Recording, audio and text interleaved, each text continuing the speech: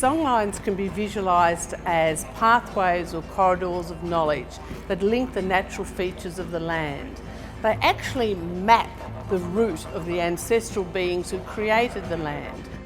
What you'll experience when you enter this space, called walking through a songline, is a sense of country. It's an immersive, digital, bodily experience. The knowledge system in an Aboriginal culture is an embodied knowledge system, and it means you learn through your body.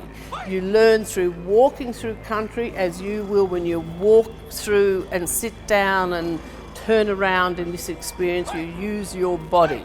What you will get is a taste of this profound basis to Aboriginal culture, which is country.